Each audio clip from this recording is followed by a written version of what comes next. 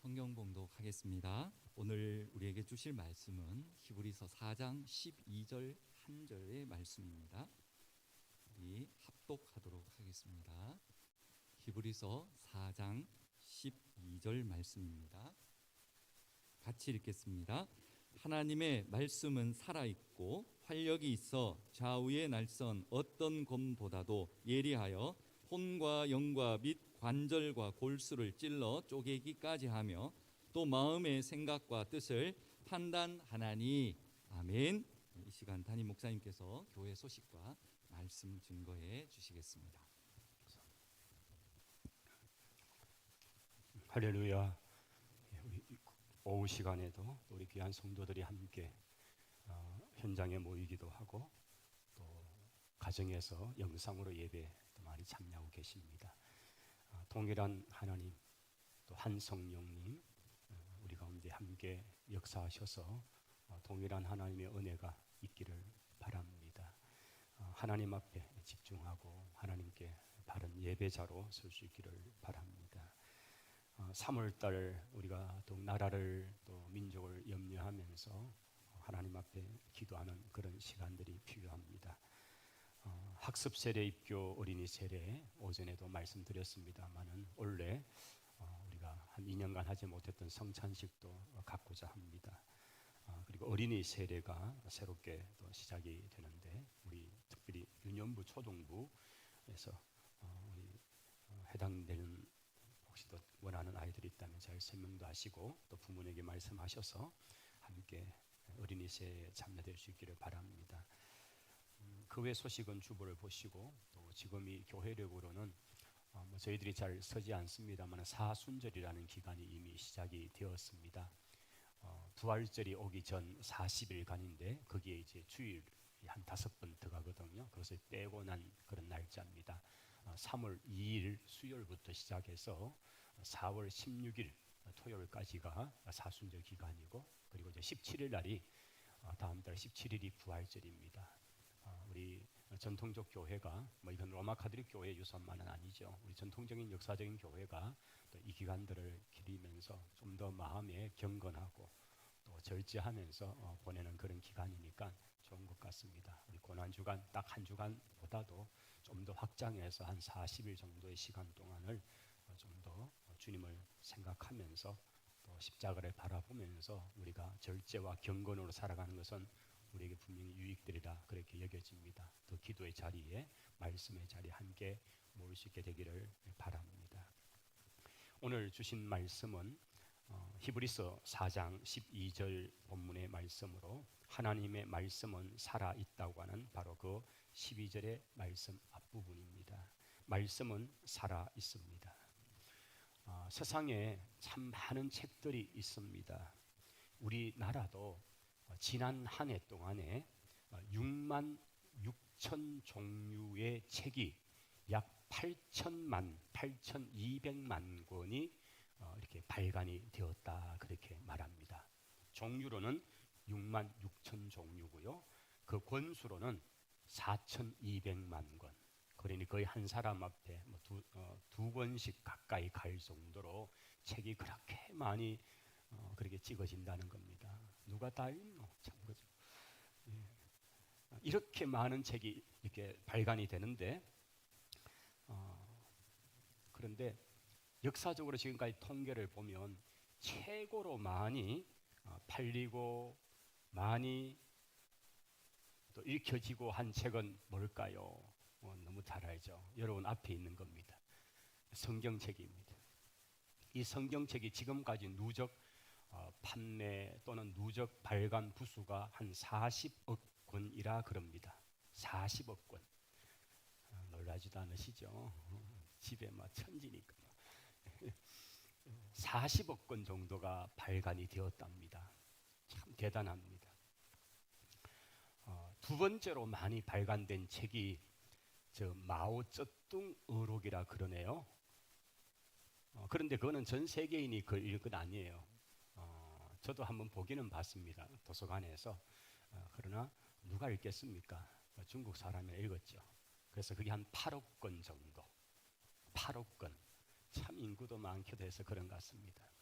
그러나 그거는 뭐 베스트셀러라고 말하기는 좀 그래요. 공산주의 이론에 관한 것을 쭉 담아놓은 책이니까 사실은 책도 아닌데 책입니다. 3등을 한 책이 우리 학생들도 잘 아는데 해리포터 시리즈입니다. 영화도 나왔고 이 해리포터 시리즈 이 책이 한 4억 권 정도가 발간이 되었다 그럽니다. 이 책을 저술한 그 영국의 작가 제이 롤링이라고 하는 여자분이 있는데 이분이 책을 이 해리포터라는 책을 내어가지고 인쇄로 받은 돈이 한 1조 원쯤 된답니다. 역시 우린 통이 커서 아무런 반응이 없습니다. 1조. 아이고야 참 책이나 좀 쓸 걸 이런 마음이 안 드십니까? 그 다음에 이제 네 번째 책이 또 반지의 제왕이라고 하는 그건 굉장히 기독교적인 어떤 그 세계관을 가지고 그렇게 한 책입니다만은 어쨌든 뭐 이런 것 책들입니다. 참 책 얘기하니까 또 이런 여러 가지 얘기들이 있네요. 그렇지만은 성경을 제외하고 나머지 책들 소위 베스트셀러다 가장 많이 팔려지는 책은 10년이 가거나 아니면 한 세대만 가면 그것은 더 이상 베스트셀러가 안 됩니다. 잊혀지고 맙니다. 그런데 지금까지 성경은 40억 권 이상이 발간이 되고 참으로 오랜 세월 동안에 많은 사람들에게 읽혀지는 책으로 있다는 거죠. 주전 한 1450년, 1500년경 모세 시대에 문서로 기록된 성경이 우리가 가지고 있는 창세기, 출애굽기, 레위기, 민수기, 신명기라는 이 5권 모세 5경이죠. 그리고 AD 한 96년쯤에 요한계시록을 기록으로 끝이 난 그래서 창세기부터 요한계시록까지는 기록 연대로 얘기하면 약 1600년의 세월이 걸려 기록된 책이다 하는 것입니다.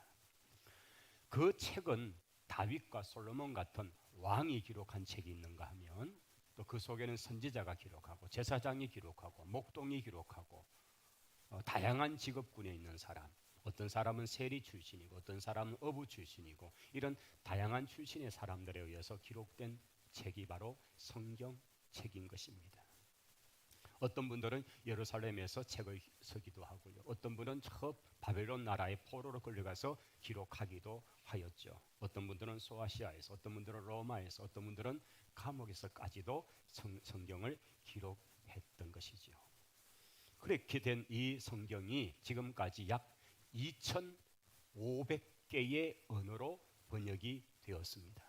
250개 언어가 아니고 2,500개의 언어로 지금까지 이것이 그렇게 번역이 된 것이 바로 우리가 가지고 있는 성경입니다. 사실 우리 민족이야 동일한 한 언어를 가지고 한 문자를 쓰지만은 그러나 사실 동남아나 아프리카나 이런 데 가면요 그냥 한 동네가 바뀌면 언어가 달라지는 곳들이 많이 있습니다. 그래서 그런 언어들에 들어가서 이렇게 열심히 성경을 번역하는 일을 통해서 지금까지 약 2,500개의 언어가 그렇게 성경이 번역되었다 하는 것입니다. 성경은 이렇게 다양한 직업과 다양한 장소에서 다양한 시대에 다양한 문화를 배경으로 했지만은 그 성경에는 하나의 관통하는 스토리, 이야기가 있습니다. 구약은 예수 그리스도에 관한 이야기지요. 하나님의 아들이신 예수 그리스도가 이 땅에 오실 것이다. 구원자로 오실 것이다에 관한 것이 한 스토리의 흐름입니다.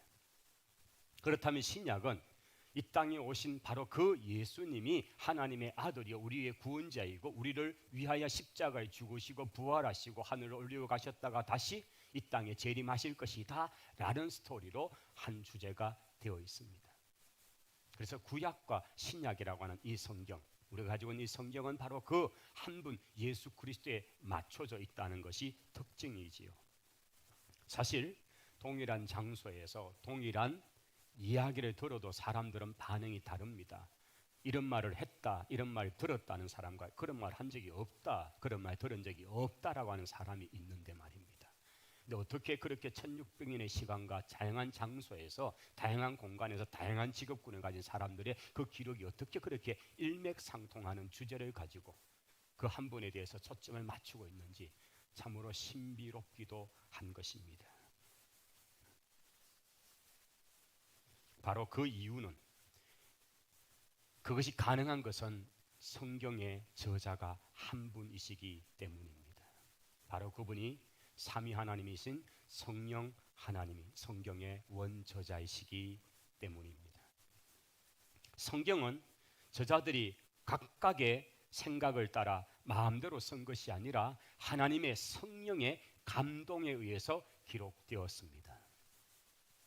성령님의 감동에 의해 기록된 책이 바로 성경이다. 우리는 그렇게 고백하고 있는 것입니다.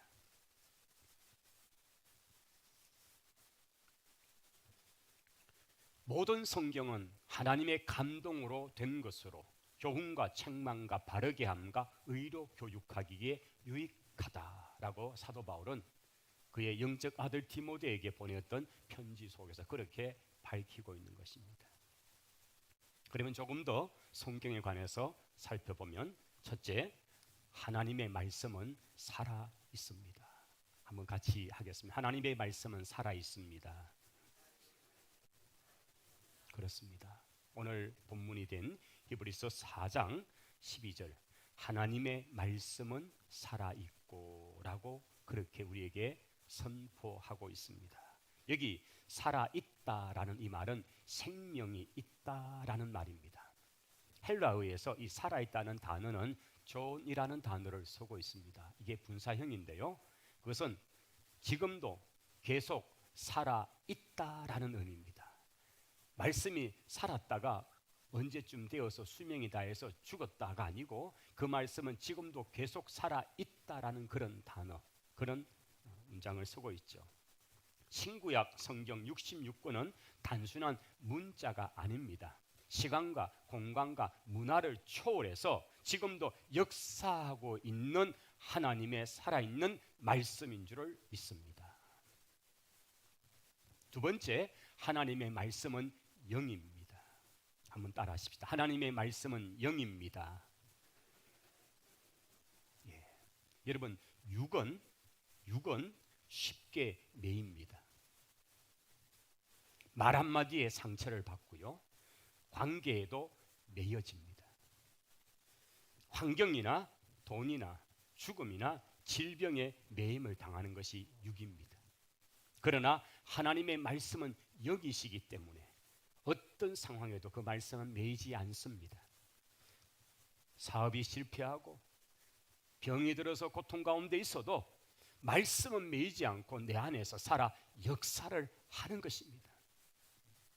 심지어 감옥에 갇혀있는 사람에게조차도 하나님의 말씀은 살아 역사를 하고 영이신 그 말씀이 함께 하시는 것입니다. 그러기에 바울과 실라는 감옥에 갇혀 있을 때에 모진 매를 맞고 그렇게 피투성이로 그렇게 지하 감옥에 갇혀 있을 때에도 그들은 말씀과 기도로서 하나님 앞에 찬송하며 나아가는 것입니다. 하나님의 말씀은 영이기 때문에 시간과 공간의 제한을 받지 않고 그것을 초월해서 우리 가운데 역사하시는 것입니다. 그래서 하나님이 아브라함에게 주셨던 말씀, 모세에게 주셨던 말씀, 다니엘에게 주셨던 말씀, 다윗에게 주셨던 말씀, 바울에게 주셨던 그 말씀이 오늘 또 내게 주시는 말씀이 되는 것입니다.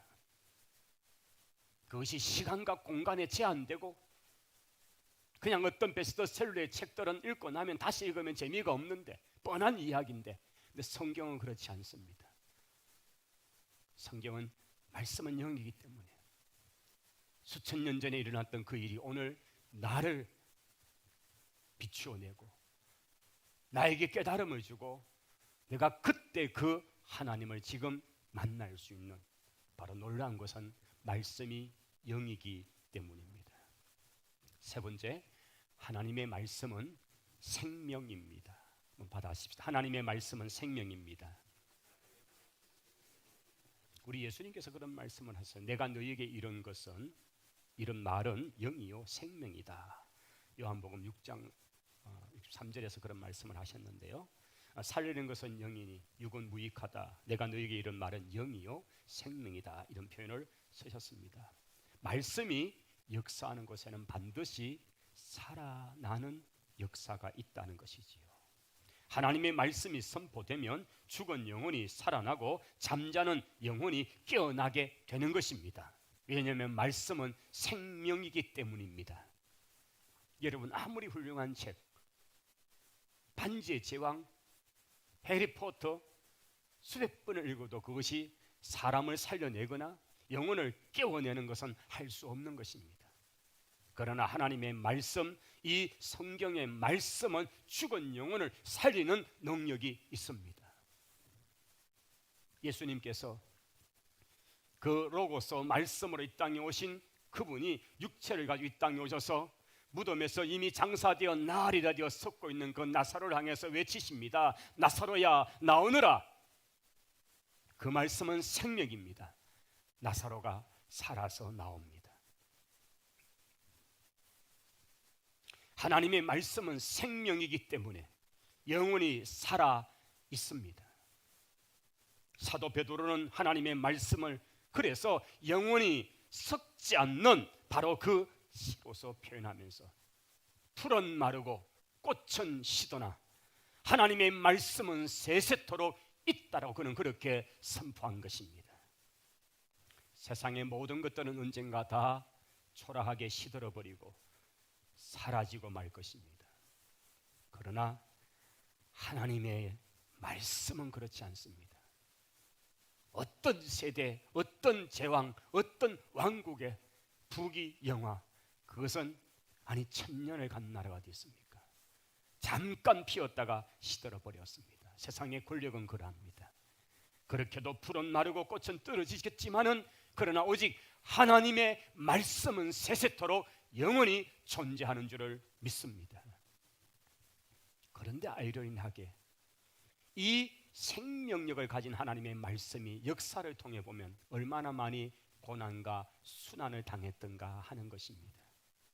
인류 역사에서 성경책만큼 고난을 당하고 순환을 당한 책이 어디 있겠습니까? 자신의 세력이 약화될 것을 우려했던 황제는 성경을 다 불태우는 일에 앞장섰고요. 사람들이 성경을 읽지도 소유하지도 못하도록 그렇게 법적으로 만들었던 시대도 있었습니다. 성경을 지구상에서 아예 완전히 없애버리겠다고 시도하는 그 시도는 지금까지도 있는 것입니다. 여러분, 북한 땅에서는 우리의 같은 동포 북쪽 북한 땅에서는 성경을 소지했다는 이유 하나만 가지고도 사형을 받아도 누가 눈 하나 깜빡하지 않습니다. 성경을 소지했다는 그 이유 때문에 감옥에서 수십 년을 그렇게 갇혀서 고난을 당해도 그것은 당연한 듯이 그렇게 여기고 있는 정권입니다. 중국에서는 최근에 성경을 압수하고 이 성경을 그냥 그렇게 산더미처럼 쌓아놓고 불질러 버리는 일들을 그렇게 행하고 있습니다. 그뿐이 아닙니다. 너무나 속이 상한 것은 최근 우리나라에 일어나고 있는 일은 기독교 학교에서조차 성경을 가르치는 것을 법으로 금지하고 있다는 것입니다.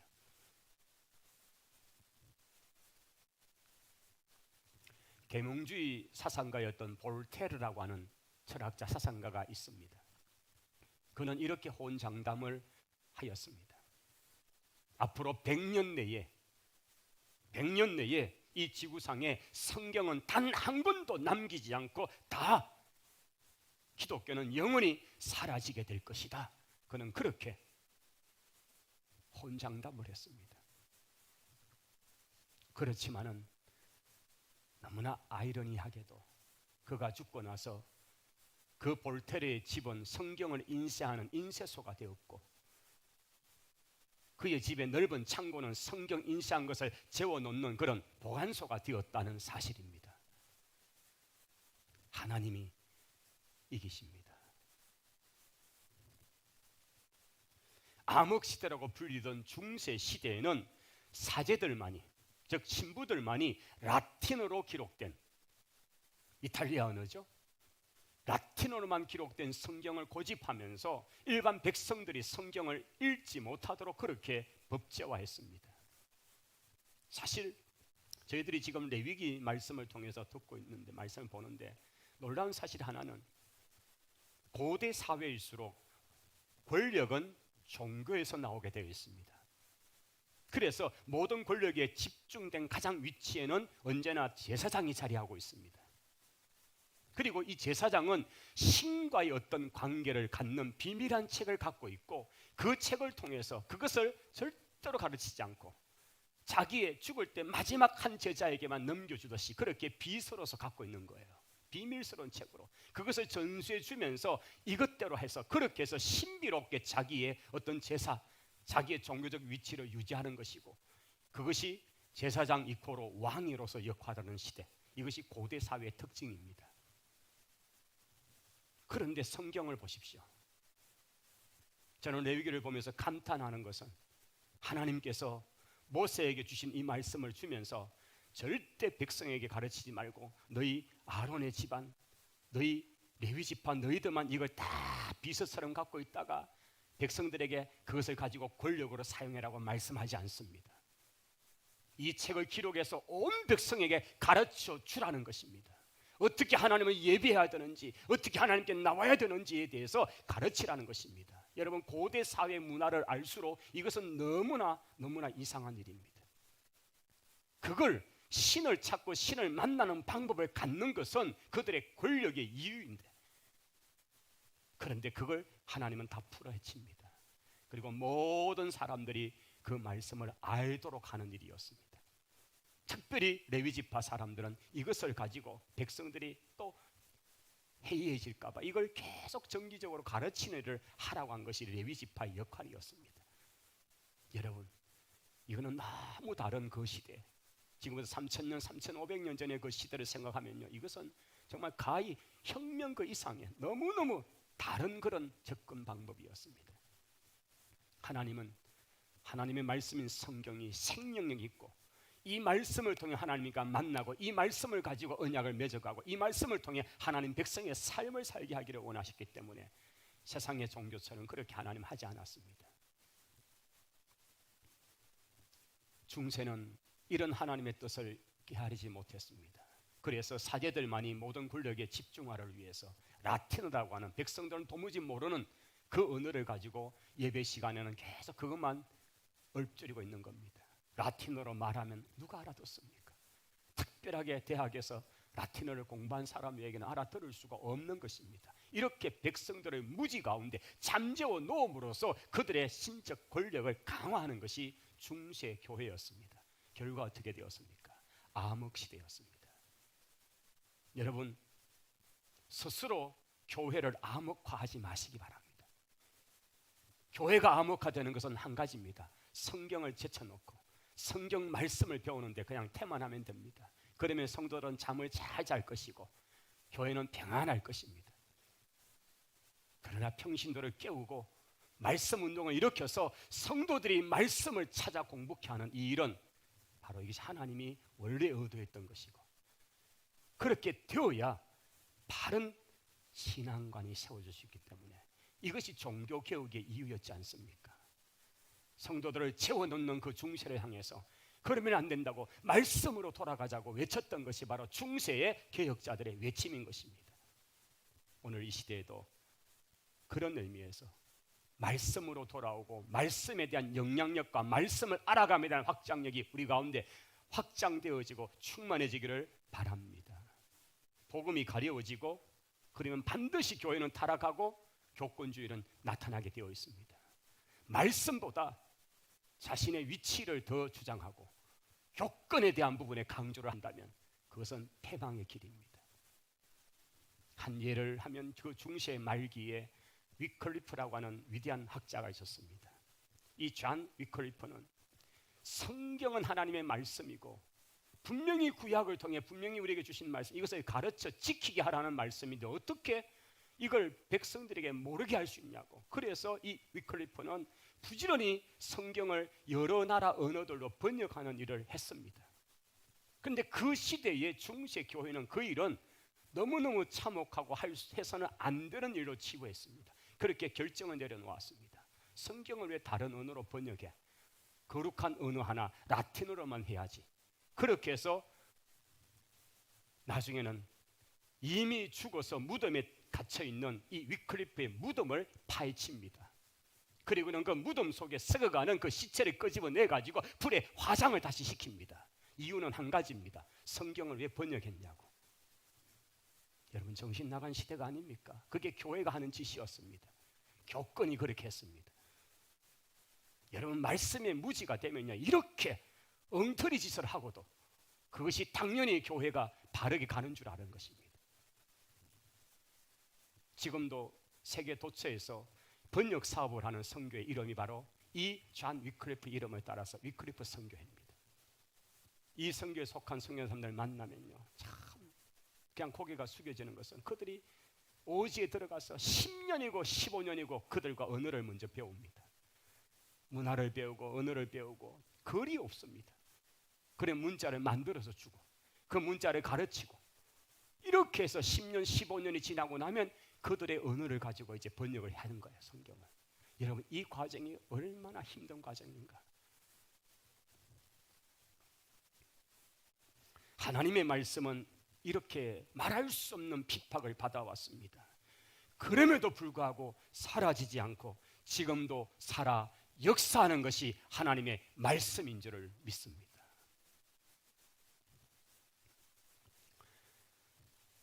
부천의 창조교회를 담임하시는 심주일이라는 목사님이 계십니다. 이분은 평양에서 정치 장교로 복무를 하고 있었습니다.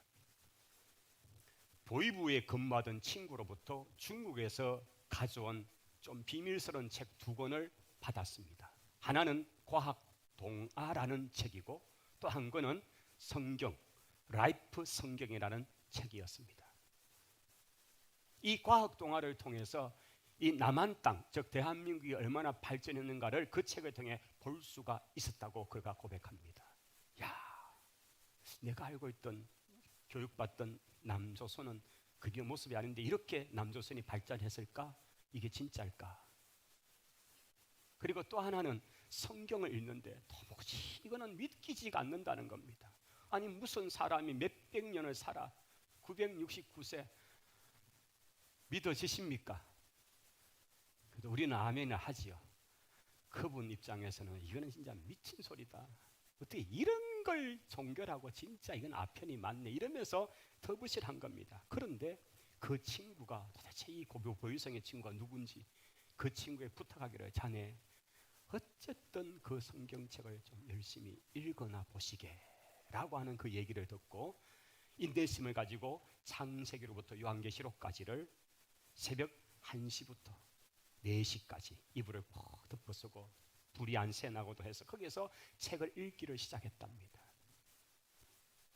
그리고는 들려지는 극동방송, 여러분 북한 땅에 들려지는 극동방송은 서울에서 쏘는 방송이 아니고 제주도에서 쏘는 방송입니다. 그 방송의 주파수가 가장 센 게 제주도거든요. 그리고 뭐 사실 우리 이 대구나 구미 쪽에는 이 가시청권이 너무 작잖아요. 그래서 잘 안 들려 조금만 이동하면. 그래서 지금 저희들이 기도하는 것은 저 팔공산에 보시면 막 천탑이 많죠.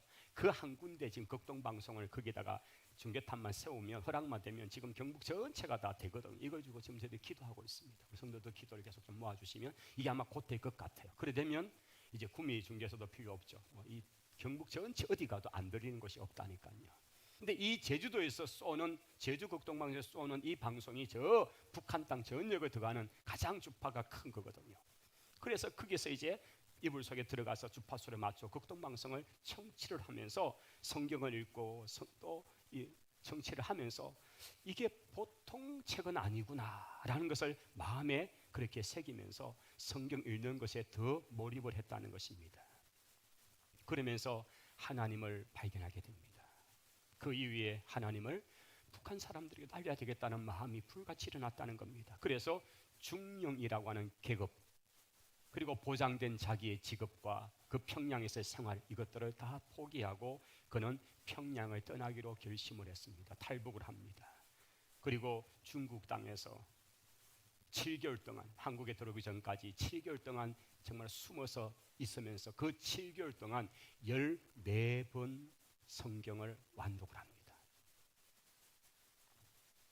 그리고 마침내 한국에 도착했고 신학교를 졸업하고 부천 창조교회를 지금 단임하고 계시는 것입니다.